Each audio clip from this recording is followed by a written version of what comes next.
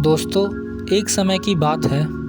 एक गांव में एक मूर्तिकार रहा करता था और वो बहुत सुंदर सुंदर मूर्तियां बनाया करता था और इस काम से वो बहुत अच्छा कमा भी लेता था।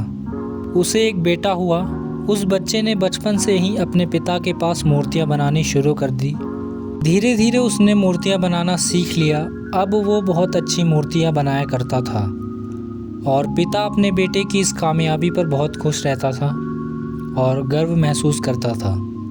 लेकिन जब भी वो मूर्तियां बनाता, हर बार बेटे की मूर्तियों में कोई ना कोई कमी निकाल दिया करता था। वो कहता था, बहुत अच्छा किया बेटा, लेकिन अगली बार इस कमी को दूर करने की कोशिश करना। बेटा भी कोई शिकायत नहीं करता।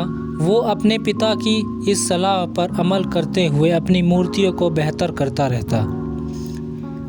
इस लगातार सुधार से बेटे की मूर्तियां अपने पिता से भी अच्छी बनने लगी और ऐसा समय भी आ गया कि लोग बेटे की मूर्तियों को बहुत पैसा देकर खरीदने लगे, जबकि उसके पिता की मूर्तियां पहली वाली कीमत पर ही बिकती रहीं। अभी भी बेटे की मूर्तियों में कमियां निकाल ही देता था, लेकिन बेटे को अभी ये अच्छा नहीं लगता था कि कोई उसकी मूर्तियों पर कमियां निकाले और वो बिना मन के कमियों को स्वीकार करता था, लेकिन फिर भी अपनी मूर्तियों में सुधार कर ही देता था। दिन ऐसा भी आया कि जब बेटे के सब्र ने जवाब दे दिया। पिता इस बार जब कमियां निकाल ही रहा था तो बेटा बोला, आप तो ऐसा कहते हैं कि जैसे आप बहुत बड़े मूर्तिकार हो। अगर आपको इतनी ही समझ होती तो आपकी मूर्तियां इतनी कम दाम में नहीं बिकती। नहीं लगता कि अब आपके सलाह की मुझे कोई ज़रूरत है। मेरी मूर्तियां बिल्कुल ठीक हैं। पिता ने जब बेटे की ये बात सुनी तो उसने अपने बेटे को सलाह देना और उसकी मूर्तियों में कमियां निकालना बंद कर दिया।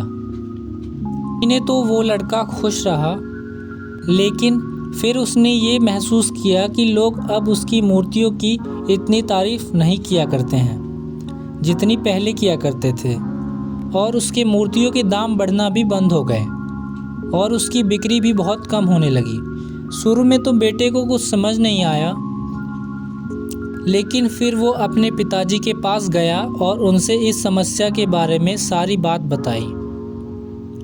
उसके पिताजी ने बेटे की बातों को बहुत शांति से सुना, जैसे कि उन्हें पहले से ही पता था कि एक दिन इस प्रकार की सिचुएशन आएगी। बेटे ने भी इस बात को नोटिस किया और पूछा, क्या पापा आप जानते थे कि ऐसा होने वाला है?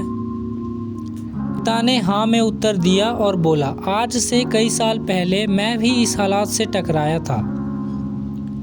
बेटे ने सवाल किया, तो फिर आपने मुझे समझाया क्यों नहीं?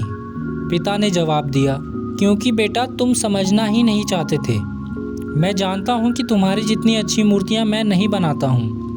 ये भी हो सकता है कि मूर्तियों के बारे में मेरी सलाह गलत हो। ऐसा भी नहीं है कि मेरी सलाह की वजह से तुम्हारी मूर्ति बेहतर बनी हो, लेकिन जब मैं तुम्हारी मूर्तियों में कमियां दिखाता था तब तुम अपनी बनाई मूर्तियों से संतुष्ट नहीं होते थे और खुद को बेहतर करने की कोशिश करते थे, और वही बेहतर होने की कोशिश ही तुम्हारे कामयाब होने का एक बड़ा कारण था। लेकिन जिस दिन तुम अपने काम से संतुष्ट हो गए और तुमने ये भी मान लिया कि अब इसमें और बेहतर होने की कोई गुंजाइश नहीं है, तब तुम्हारी कामयाबी रुक गई। लोग हमेशा से तुमसे बेहतर की उम्मीद रखते हैं और यही कारण है कि अब तुम्हारी मूर्तियों के लिए तुम्हारी तारीफ नहीं होती और ना ही उनके लिए तुम्हें ज़्यादा पैसे मिलते हैं। बेटा थोड़ी देर चुप रहा और फिर उसने सवाल किया, तो अब मुझे क्या करना चाहिए पिताजी?